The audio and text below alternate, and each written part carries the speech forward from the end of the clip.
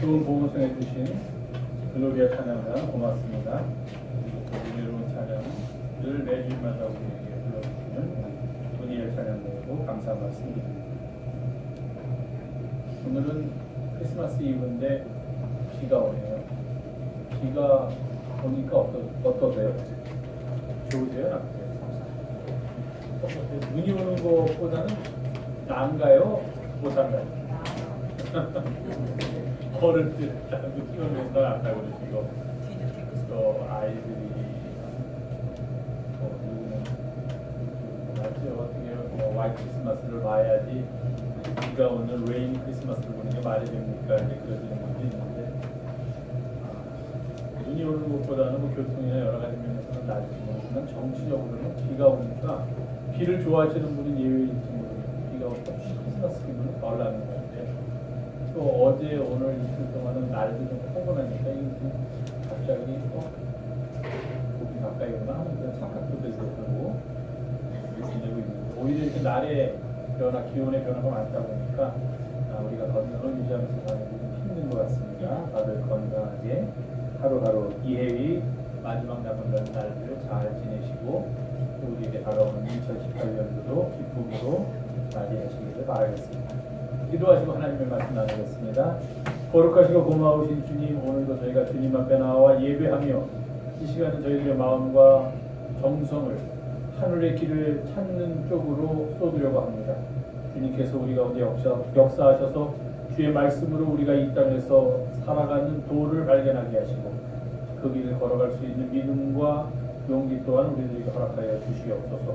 주의 말씀 속에서 우리 모두가 겸손하게 우리의 모습을 발견하게 하시고 또 그 말씀이 이끄는 대로 따라갈 수 있는 삶의 용기 또한 주께서 우리 가운데 허락하여 주시옵소서. 말씀을 전하는 부족한 자도 또 말씀을 듣는 우리 모두 겸손히 말씀 앞에 무릎 꿇게 하여 주시옵소서. 우리 주 예수님의 이름으로 기도하옵나이다. 아멘. 오늘은 강림절 네 번째 주일입니다. 성탄절로부터 시작해서 제가 늘 말씀드리죠. 주일을 거슬러 올라가서 네 번째 되는 주일이 강림절 첫 번째 주일입니다. 그래서 한 주씩 내려오는데 올해는 성탄절이 내일이다 보니까 오늘이 강림절 네 번째 주일로 저희가 하나님께 예배하게 됐습니다. 또 이렇게 성탄절보다도 먼저 있는 강림절 네 번째 주일을 보통 강림절 제4주 그렇게 말하기도 하고 또는 성탄주일이다, 성탄을 이제 못 보내는 주일이다 그렇게 이야기하기도 합니다. 오늘은 주님이 오심을 이 땅에 선포하는 말씀 가운데 누가복음에 있는 말씀을 함께 좀 들으려고 합니다. 누가복음 1장에 있는 말씀입니다. 누가복음은 특이한 복음서입니다. 다른 세 복음서, 마태, 마가, 요한 복음서가 있죠. 다른 세 복음서에 비해서 훨씬 더 누가복음은 우리에게 정겨운 복음서입니다. 즉 우리가 이렇게 편안한 복음서예요. 왜 그러냐면 마태복음은 아주 노골적으로 유대인들을 위한 복음서입니다.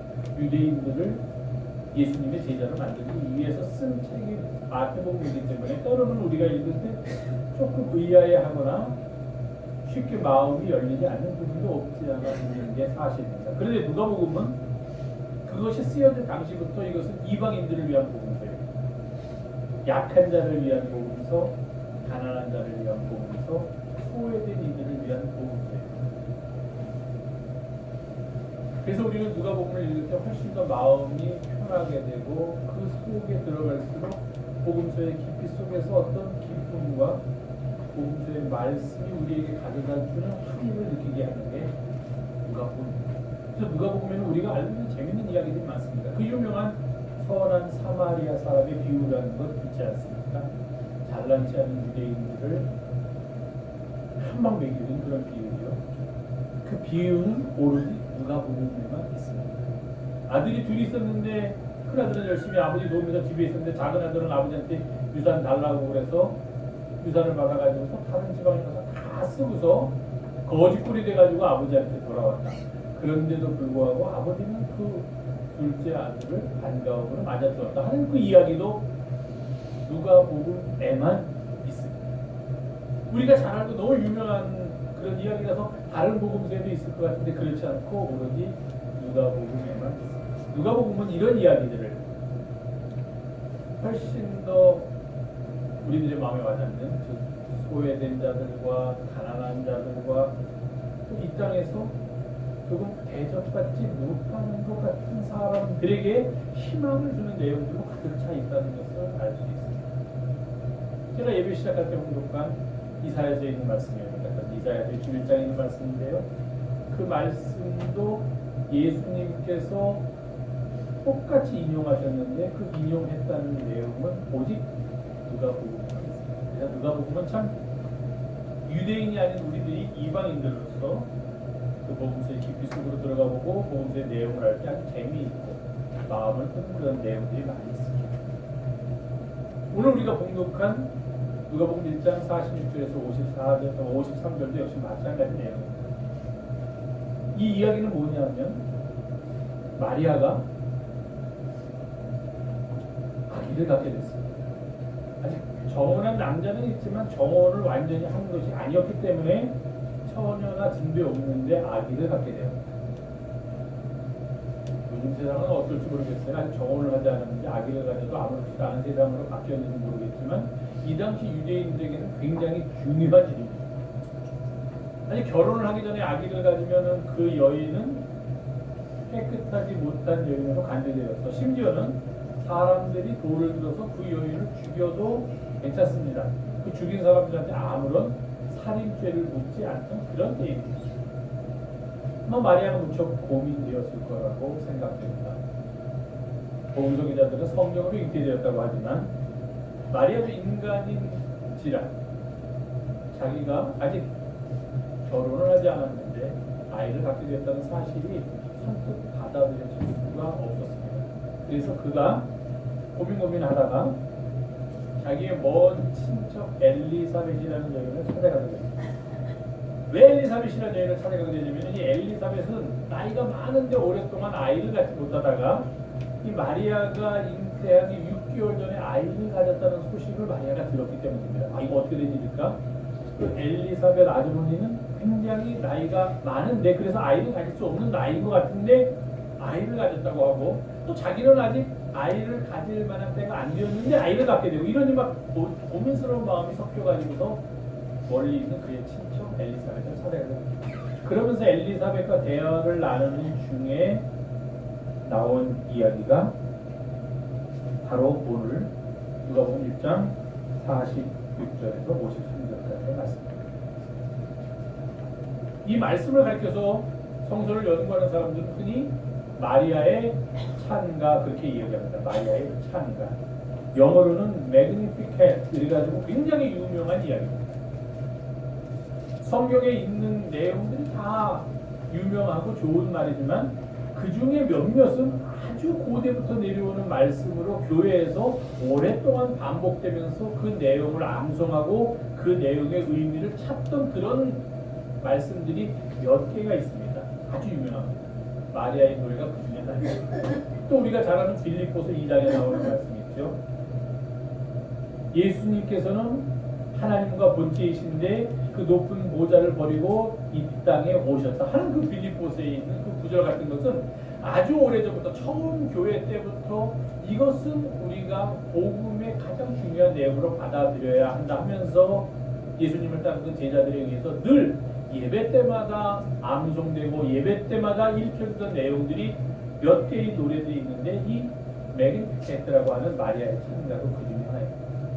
아주 오래 고대부터 고대는 아니지만요 마리아 시대부터 이 찬양이 있었을 거라고 생각하고 그리고 그 후에 초대교회에서도 계속해서 모일 때마다 늘 이 마리아의 찬가에 있는 내용을 사람들이 기억하고 암송하고 공독하곤 했습니다.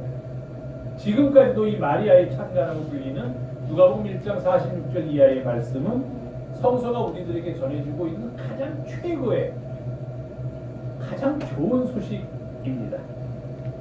이 말씀을 한마디로 얘기하면 마리아라는 여인을 통하여 이 땅에 주님이 오실 것이다 하는 것을 예언하는 그런 말씀인데 그 내용이 무척 파격적임을 우리는 알 수 있습니다. 사람들은 이 내용을 보고서 이렇게 얘기합니다. 아, 이 내용은 마치 사무엘상 2장에 가보면은 한나라는 여인이 나옵니다. 이 한나라는 여인도 나이가 많을 때까지 아이를 갖지 못하다가 아이를 갖게 된 여인인데, 이 여인이 하나님께 드리는 찬양과 마리아가 하나님께 드리는 찬양의 내용이 아주 흡사하다, 그렇게 사람들은 이야기합니다. 한나는 잘 아시겠지만 사무엘이라는 사람의 어머니, 마리아는 예수님의 어머니.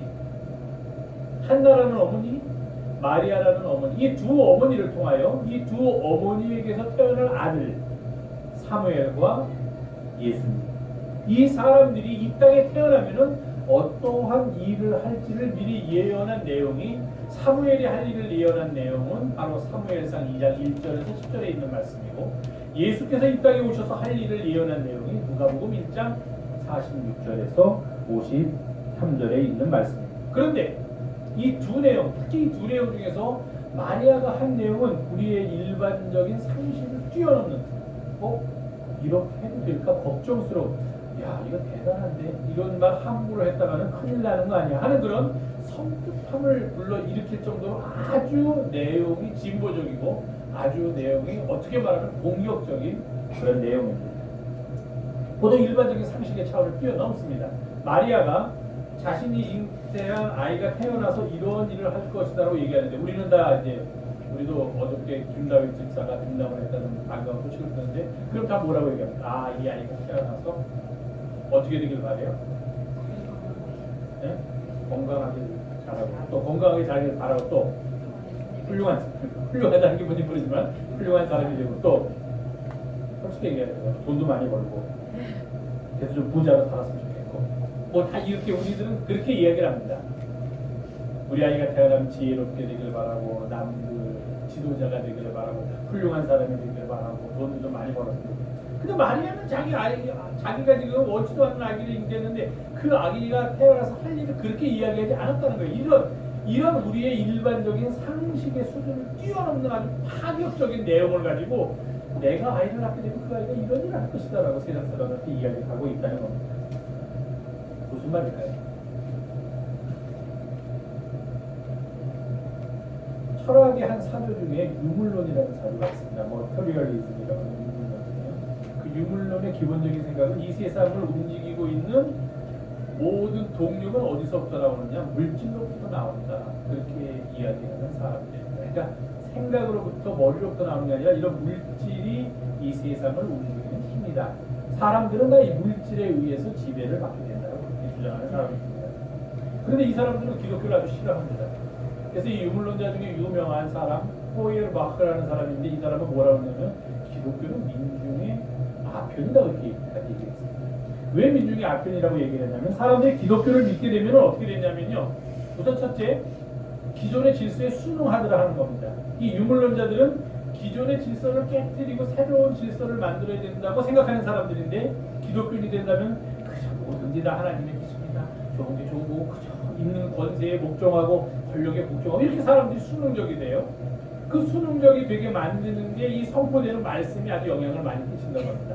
왜냐하면 선포되는 말씀은 여러분은 세상 것에 관심 갖지 말고 그냥 하나님께만 복을 받을 것을 비십시오라고 얘기를 하니까, 사람들이 세상의 거에 의해서 내 삶이 변한다고 생각하기보다는 하나님께 기도해야지만 내 삶이 변한다고 생각하기 기독교가 맞는 겁니다. 첫 번째 이유고, 두 번째 이유는 뭐냐면 기독교는 내세를 이야기합니다. 그러니까 지금 여러분들이 고통을 당해도 그 고통을 이기려고, 그 고통의 원인을 찾으려고 하지 말고 그렇게 살다가 죽으면 여러분들은 천국 갑니다라고 기독교에서 얘기하니까, 야, 이 기독교는 참 이 세상의 질서에 아주 순응적이고 이 세상의 질서를 변화시키는 데는 아주 힘이 없는 종교다라고 그 사람들이, 유물론자들은 생각해서, 심지어는 아까 말씀드린 포에르바흐 같은 사람은 기독교는 종교라고 얘기했지만 특별히 기독교를 가르칩니다. 기독교는 민중의 아편이다. 그러니까 기독교를 한번 이렇게 아편처럼 맞으면 정신을 잃고서 뭐가 옳은지 뭐가 그런지 모르고 아이고 그저 좋습니다 이렇게 산다는 거예요, 기독교인들이. 그러니까 그 사람들 입장에 보면 답답하다는 거예요. 이게 이 사람들이 좀 이 사회도 바꿔야 되고 더 좋은 사회로 만들기 위해서 애써야 되는데, 그저 여기 좋습니다 뭐 이러다가 죽으면 우리는 천국 가는데 뭘 그런 일 하고, 이렇게 생각한다는 거예요.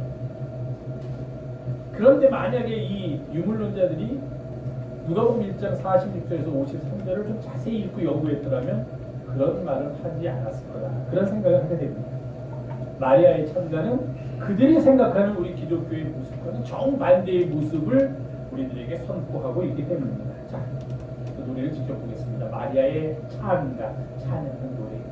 여기서 마리아는 먼저 하나님이 어떤 분이신가 하는 것을 우리에게 알려주고 있습니다. 마리아가 이렇게 얘기합니다. 능하신 이가 큰 일을 내게 행하셨다. 하나님은 어떤 분이신가? 능하신 이다. 우리를 위해서 큰 일을 행하시는 능하신 이다. 능이 뭡니까? 능. 우리가 보통 능 그 다음에 뭐예요? 보통 능력이에요. 능력. 파워풀하다. 힘이 있다는 겁니다. 능하신 이라는 말은 능력이 있으신 분이다 하는 그런 이야기입니다. 그 능력 가지고 하나님이 무엇을 하시느냐? 우리를 위해서 큰 일을 베풀어 주신다. 기적 같은 일들을 감히 우리는 생각도 할 수 없고 실제로 할 수도 없는 그런 일들을 우리를 위하여 열어주시는 분, 행하시는 분이 하나님이십니다. 능하신 분, 권능이 있으신 분입니다. 두 번째로 그 마리아는 또 하나님에 대해서 뭐라고 했냐? 그 이름이 거룩하시다. 그분은 거룩하신 분. 거룩하신 분은 무엇입니까? 우리와 구별되는, 우리가 예배를 드려야 할 분.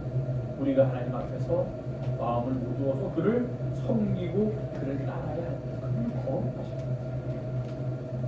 그 거룩은 우리들을 무시하거나 우리들과 멀어지려는 거룩이 아니라 우리로 하여금 그 거룩을 배우고 그래서 주님을 닮아가도록 이끄는 그런 거룩입니다. 우리가 그 앞에 서면은 감히 고개를 들지 못하고 너무도 위대함 앞에서 떨림 앞에서 경외함을 느끼고 무릎을 꿇게 만드는 그런 거룩입니다. 그래서 마리아는 하나님은 어떤 분이신가? 그분은 거룩한 분이십니다. 이렇게 얘기합니다. 그리고 세 번째로 그분은 어떤 분이신가? 긍휼하심이 두려워하는 자에게 대접을 주시도록 하십니다. 거룩만 얘기하면은 우리가 그 앞에 가면은 무서워서 감히 고개를 들 수 없고 우리와는 상관없는 분으로 우리들이 인간들이 생각할 수가 있는데 마리아가 거기에 대해서 뭐라고 얘기를 하냐면 그렇지 않다. 그분은 거룩한 분이시면서 동시에 그 긍휼하심이 너무도 크신 분이다. 긍휼은 무엇입니까? 자비로 연민이에요. 우리 인류를 향한 사랑입니다. 그것이 그 앞에서 두려워하는 자에게, 그를 거룩하게 여기는 자에게 대대에 이르도록 우리를 사랑하시는 그분이 하나님이시다. 이렇게 얘기합니다. 이렇게 마리아가 먼저 하나님에 대해서 정의를 합니다. 첫 번째, 하나님은 능하신 분. 그래서 그 능하신 능력으로 큰 일을 행하신다. 우리를 위하여 기적 같은 일, 좋은 일, 큰 일을 행하시는 분. 두 번째, 하나님은 그 이름이 거룩하신 분. 그래서 우리가 그를 두려워하는 마음으로 그에게 경외하는 마음으로 경배하고 예배해야 되는 분. 그렇다고 해서 우리와 완전히 별개, 하나님은 저기 계시고 마치 그리스의 신들처럼 우리는 여기 있고 그 사이에는 아무런 교류가 없는 그런 저쪽에 있는 신이 아니라 그 하나님께서 가지고 계신 긍휼하심이 너무도 크기 때문에 그를 두려워하는 자, 그를 경외하는 자에게 그 긍휼하심을 대대에 이르도록 베풀어 주시는 분, 그런 분이 하나님이시라 그렇게 얘기합니다. 그러면서 그 다음에는 이제 그런 하나님께서 그 하나님의 아들로서 이 땅에 태어날 주님께서 이 땅에 하실 일을 세 가지를 똑같이 말씀하고 있습니다. 첫 번째는 이렇게 말합니다. 그의 발로 힘을 보이사, 하나님이 능력이 있으시니까요, 능하신 분이니까 그의 발로 힘을 보이사 말 안 듣는 놈들, 내 마음에 안 드는 놈들을 한 대 치겠다 하는 겁니다. 누가 말을 안 듣고 누가 하나님이 한 대 치고 싶은 그런 사람들일까? 그 다음에 나옵니다. 마음의 생각이 교만한 자들을 드시고, 하나님 앞에서 우리가 범하는 가장 큰, 그러나 잘 알지 못하고 범하는 잘못 가운데 하나가 우리의 교만입니다. 하나님이 제일 싫어하시는 것 중에 하나가 교만입니다. 교만의 첫째는 무엇입니까? 하나님 없이 나 혼자 살 수 있다고 하는 인간의 교만입니다. 인간은 하나님 없이는 살 수가 없어요. 그럼에도 불구하고 스스로 설 수 있다고 생각하는 자는 하나님 앞에서 교만합니다.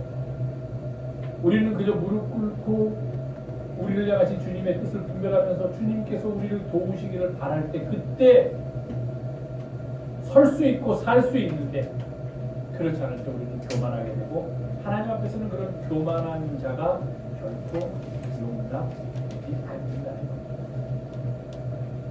이것은 무엇입니까? 우리 마음의 교만함을 없애기 위해서 주님께서 이 땅에 오십니다. 우리 각 사람들의 마음을 주장하시기 위해서 오신다. 그 마음에 교만한 것들을 다 제거하기 위해서 주님께서 있다는 것입니다.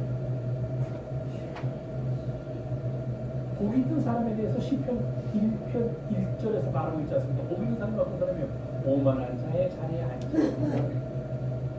스스로를 겸손히 낮추는 거예요. 쉬울 것 같은데 굉장히 어려운 거예요. 사람들은 다 누구든지 자기를 대접해 주기를 원합니다. 세상에서. 나를 알아주기를 원해요. 어디 가든 나를 잘 모르고 나를 잘 대접해주면은 제일 사람들이 해서는 안 해요. 내가 누군 줄 아는데 누군지를 어떻게 합니까? 모르죠. 내가 누군 줄 아는데 감히 이럴 수 있어 하는 것은 바로 우리가 갖고 있는 우리의 무의식 속에 있는 교만의 표현입니다. 내가 누군지 알아도 그렇게 생각해서는 안 된다. 예수님께서는 말씀하시죠. 만약에 잔치집에 가면 상석이 있고 하석이 있으면 당연히 저 상석이 내 자리지 거기 가서 앉지 말아라. 왜 그렇습니까? 그럼 주인이 와가지고 죄송합니다. 여기 주인 앉을 분은 따로 있는데 당신 자리는 저 밑입니다. 할까? 하석에 앉아 있으면 주인이 와서 아이고 여기 자리가 아니고 저 위에 자리를 마련했는데 저 위로 올라가시죠. 교만은 멸망의 선봉에 맞고 자아입니다. 무엇입니까? 우리의 각 개개인의 삶이 도덕적으로 혁명을 일으켜야 한다는 말씀입니다. 내 안에 있는 잘못된 것들, 내 안에 있는 오만한 마음, 내 안에 있는 탐욕들, 내 안에 있는 다른 사람들을 업신여기는 마음들, 이런 모든 것들을 다 없애버려야 한다는 거죠. 그게 마음의 생각이 교만한 자들을 흩으셨고 하는 말이에요. 근데 또 반대로 생각하는 사람도 있어요. 너무 노예의식에 사로잡혀가지고 나는 아무것도 아니야. 나는 뭐 내가 할 줄 아는 게 뭐가 있나. 이것도 또 용납되지 않는다는 겁니다. 이거는 교만은 아닌데 오히려 우리가 이 세상에서 그리스도인으로서 살아가는데 우리에게 방해가 되는 요인이 될 수 있다는 겁니다. 하나님 앞에서 당당하되 교만하지 말아야 한다. 어려운 일이죠.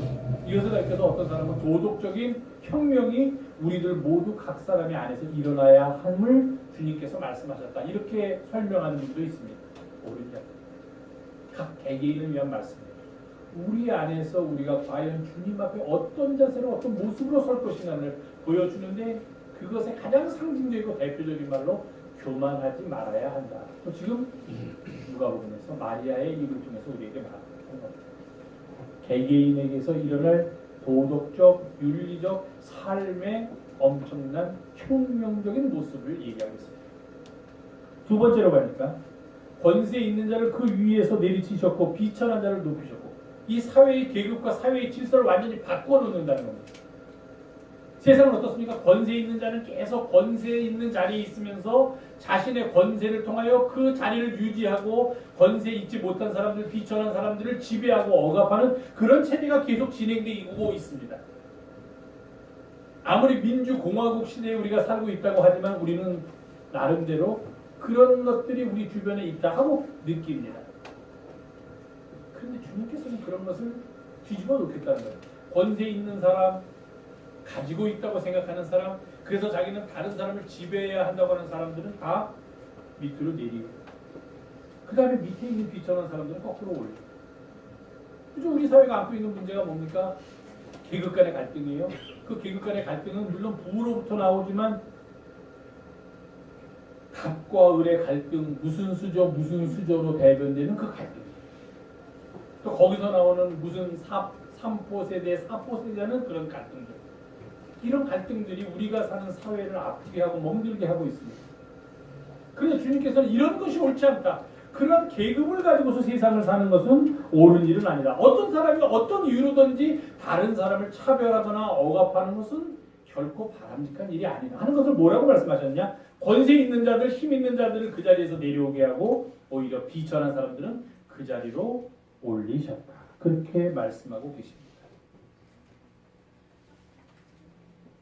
1억 원짜리 차를 타고 백화점 주차장에 들어간 사람이나 백화점 주차장에서 주차 정리를 하고 있는 사람이나 주님 앞에서는 다 똑같이 사랑받는 사람이 되어야 한다는 겁니다. 네. 근데 우리는 잘못 생각하면 그런 얘기를 하면 이래요. 아, 백화점에 들어간 1억 원짜리 차를 타고 들어간 사람은 나쁜 사람. 딱 머릿속에 이제 그렇게 합니다. 왜냐? 나는 1억 원짜리 차가 없으니까 나쁜 사람. 거기서 주차 정리하는 아르바이트 하는 학생들은 좋은 편. 그런데 이 1억 원짜리 차를 들고 온 사람이 막 주차를 이상하게 하니까 그 사람들이 와서 손님 죄송합니다. 이렇게 주차하면 안 됩니다라고 얘기를 했더니 네가 내가 누구냐고 내가 이 백화점에 VVVIP V가 3개 붙는 VVVV very very very 해요. 그러니까 very very very important person인데 매우 매우 매우 중요하고 내가 한 달에 여기 와서 1,000만 원어치씩 내가 물건을 사서 내가 위에만 올라가봐 너희 상사들이 내 앞에서 다 머리를 굽신거리는데 감히 주차 요원 따위가 와서 나보고 차를 이렇게 해라 저렇게 해라 간섭해? 하면은 이 사람은 나쁜 사람이에요. 그렇게 하면.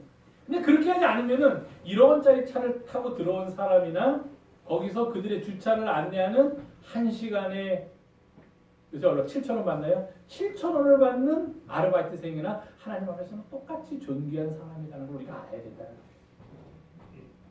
그럼 아르바이트생만 하늘나라 가서는 안 되고 이 부자도 같이 가야 돼. 그럼 부자가 1억 원짜리 차를 타고 왔어도 하나님께서 우리 모두를 똑같이 사랑하고 계신다는 사실을 인지하고 나를 도와주는 저 아르바이트생이 1시간에 7,000원 받는 사람이라고 생각하지 말고 나와 똑같은 존귀함을 가진 하나님의 사랑받는 자녀라고 생각하고 거기서 행동을 하면 둘 다 같이 하늘나라 갈 수 있다는 거예요.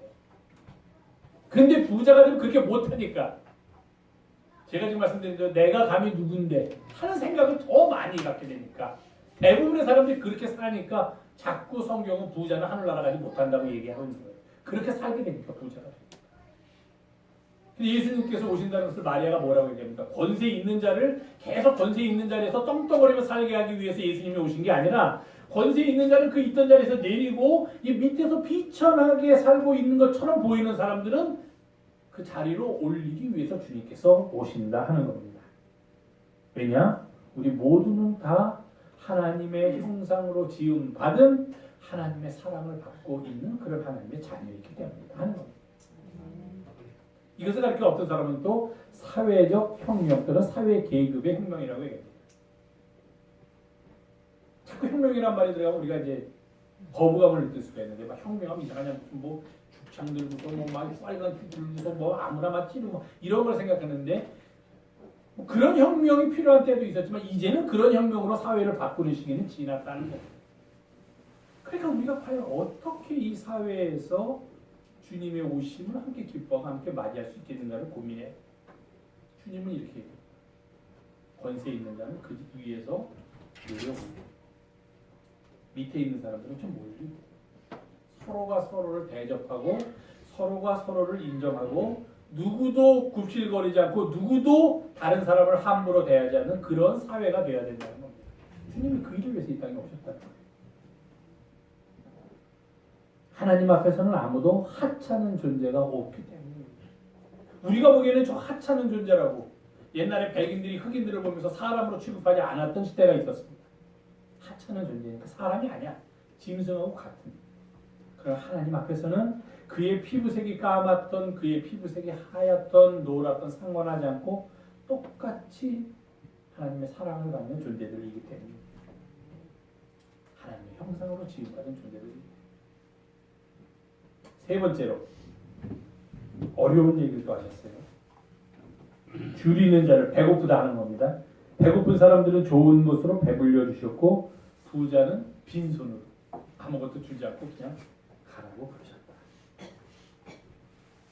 경제 질서의 혁명입니다. 대단한 혁명이죠. 경제 질서의 혁명입니다. 자, 줄이는 자는 배불리게 되고 가난한 자는 줄이는 자는 배불리게 되고 부자는 빈손으로 가게 하려면 어떻게 해야 됩니까? 네? 김현미 집사님 정답을 알으시죠. 우리나라가 아주 대표적인 나라인데요. 시빌워라고 그래가지고 시민 전쟁이 일어난 나라가 이제 대부분 다 시민 전쟁이라는 걸 겪습니다. 프랑스도 겪었고 미국도 겪고 우리나라도 겪습니다. 미국은 시빌워를 겪으면서 남북 전쟁이 일어나가지고서 노예가 해방되는 그런 전환기가 되었죠. 프랑스에서는 시빌워가 일어나가지고서 공화정으로 바뀌는 왕정이 공화정으로 바뀌는 일. 우리나라는 그런데 슬프게도 시빌워가 있었음에도 불구하고 그것이 분단을 고착화하면서 더 우리나라를 지금까지 아프게 하고 있는데요.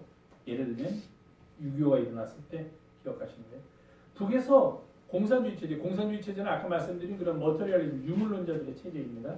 유물론자들이 내려오니까 그 유물론자들은 이 사회의 밑바닥에 있는 사람들이 힘을 가지고 사회의 위에 계층에 있는 사람들의 것을 빼앗아서 나눠야 된다고 생각했던 사람들이에요. 그러니까 우리가 자꾸 그런 걸 생각하면 지금도 그렇습니다. 아직도 그런 트라우마에서 우리가 벗어나지 못하고 있는데 북쪽 하면 뭘 생각합니까? 이렇게 막 최악의 그걸 생각해요. 제가 이런 설교를 해드리는데 막 구덩이를 파고 산 사람들을 거기다 막 밀어넣고 그래서 그 사람들을 산채로 매장하고 뭐 죽창으로 찔러 죽이고 그거 누가 다 했느냐? 공산당들이 다 했다고 우리 생각합니다.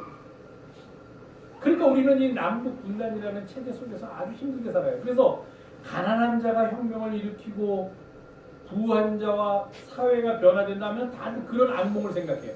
그럼 뭐야? 가난한 사람들이 부자들의 것을 빼앗기 위해서 총을 든다든지 칼을 든다든지 또는 죽창을 든다든지 무기를 들고 부잣집에 들어가서 다 부자를 죽이고 그 사람들이 가진 것을 빼앗으려는 얘기냐. 우리는 그렇게 아주 편협적이면서 편견을 가진 생각을 하기가 쉽습니다. 우리의 역사가 그랬기 때문에. 근데 여기서 말하는 건 그거야. 지금 말씀하신 대로 삶의 경제적인 변화가 일어나는데 그 변화는 가진 사람들, 부자들한테 가가지고서 다들 낯들고 옛날처럼 무슨 뭐 들고 죽장 들고 하고 그 사람들은 다 죽여버리고 그 사람들 것을 빼앗아서 살면 또 어떻게 됩니까? 그 빼앗은 사람들 사이에서 또 계급이 생겨요. 어저께까지는 다 가난한 사람들이었는데 남의 것을 빼앗아 가지고 나누는 과정에서 또 어떤 사람은 많이 갖고 어떤 사람은 적게 가지니까 그 안에서 또 많이 가진 사람이 생기고 적게 가진 사람이 생기면 또 적게 가진 사람이 많이 가진 사람 또 죽여야 됩니다. 어저께까지는 동지였는데. 그런 역사의 어리석은 반복을 이야기하는 것이 아니다. 삶의 나눔 속에서 우리는 이러한 것들이 그런 폭력적인 수단을 결코 동원하지 않더라도 충분히 가능함을 알아야 합니다. 그래야지만 사람이 동물들은 저 다른 동물이 가진 것을 뺏기 위해서 그 동물을 공격해야 됩니다. 그래서 그 공격해서 그 동물을 죽여야지만 빼앗을 수 있지만 사람은 그렇지 않습니다. 삶의 나눔을 우리가 깨달음으로 인해서 우리가 사는 이 사회가 탐욕의 사회가 아니라 나눔의 사회로 바뀌게 된다는 것입니다. 그 이야기는 무엇입니까? 옆에 있는 사람의 삶이 내 삶을 지배한다는 것입니다. 옆에 있는 사람이 아파하고 옆에 있는 사람이 고통받고 옆에 있는 사람이 눈물 흘리고 옆에 있는 사람이 가난하면 내가 아무리 건강하고 내가 아무리 많은 것을 갖고 내가 아무리 배불러도 결코 그것은 바른 삶도 아니고 행복한 삶도 아니라는 거예요. 그것을 깨달으라는 겁니다. 그래서 마리아 이브성에서 뭐라고 얘기합니까? 줄이는 자들에게는 배불리 하시고 부자는 빈손으로 보냈다는 말은 내가 함께 살고 있는 이웃을 외면하고 나 혼자서 거기서 잘 먹고 잘 살고 모든 게 다 형통한다고 해서 결코 그것이 잘 사는 것이 아니라는 것을 깨닫다. 탐욕의 사회를 나눔의 사회로 이제는 바꿔야 한다는 거예요. 베품의 사회로 바꿔야 한다는 겁니다. 선물을 받는 게 좋습니까? 선물을 주는 게 좋습니까? 둘 다 좋아요. 우리나라는 이 선물을 주는 문화가 좀 덜한 것 같아요. 서양에 비교해보면 서양 사람들은 선물이 뭐 큰 거 주거나 작은 거라도 이렇게 많이들 선물을 하거나 좀 우리나라는 대략 같은데 성경에 써있지만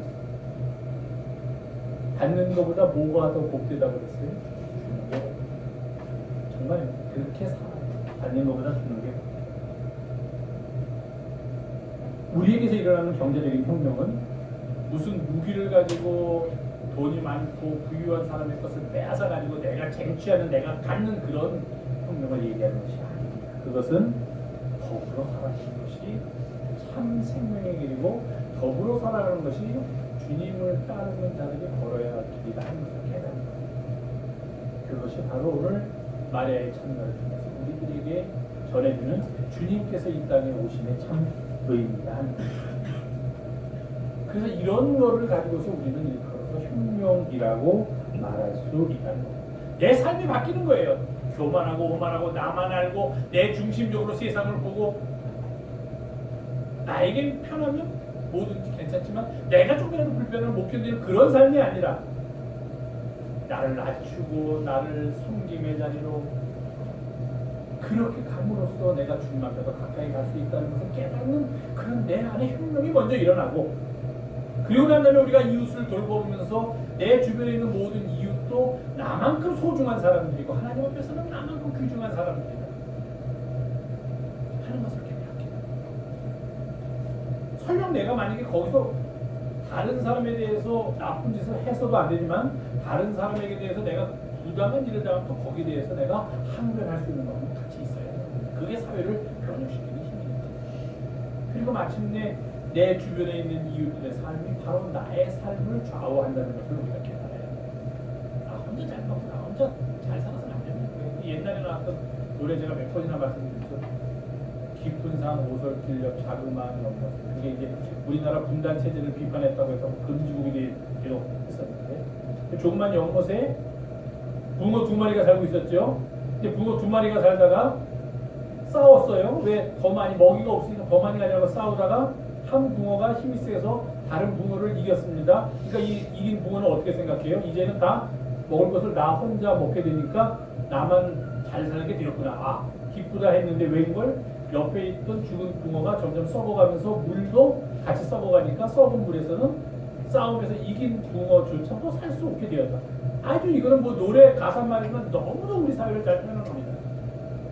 저 사람의 것을 빼앗든 어쨌든 저 사람은 죽어가고 있는데 나만 잘 살면 겉으로 보기에 안심하고 나만 잘 산다고 생각하면 가장 어리석은 거다 하는 거예요.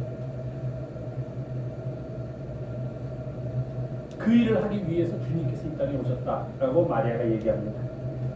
주님이 이 땅에 오시면, 그래서 주님이 이 땅에 오시면 세상이 바뀌고 내가 바뀌고 우리 사회가 바뀌고 우리의 삶의 모습이 바뀌는 거예요. 왜냐하면 주님께서는 능력이 있으신 거예요. 주님 거룩하신 분이기 때문에, 그리고 주님은 긍휼을 하신 거예요. 이렇게 세상이 바뀝니다. 삶의 모습이 바뀝니다. 그래서 우리 같이 온 마음으로 주님을 기다립니다. 기도하겠습니다. 고마우신 주님, 오늘도 저희가 함께 모여서 주의 말씀 나누며 은혜 속에 거하게 하심을 감사드립니다. 주님이 오심을 기다리는 이 복된 계절, 능하신 주님께서, 거룩하신 주님께서, 긍휼하신 주님께서 이 땅에 오실 때 우리의 삶이 변하고 이 사회가 변하고 새로운 세계가 이 땅에 도래할 줄로 믿습니다. 그 일을 위하여 저희를 부르신 줄로 믿사오니 주님이 오심을 기다리는 모든 주의 거룩한 백성들이 그 길을 걸으며 살게 인도하여 주시옵소서. 우리 구주 예수님의 이름으로 감사하며 기도하옵나이다. 아멘. 오늘 강림절 제4번째 주일 예배에 함께하신 교우들 모두에게 우리 주님께서 베풀어 주시는 위로와 평화 그리고 희망의 은혜가 더 풍성하기를 바랍니다. 고맙습니다. 같이 옆에 계신 분들과 사랑의 인사, 평화의 인사 함께 나누시기 바랍니다.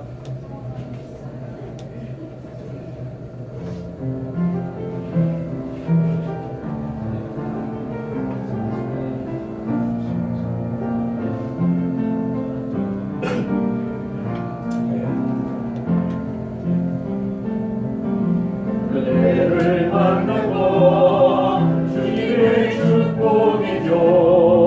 그대의 사랑에 섬김이 나만 높게 하죠. 그대를 만나고 주님의 은혜죠. 그대의 손길을 통하여 주님을 느껴요. 사랑해요, 감사해요. 우리 함께 다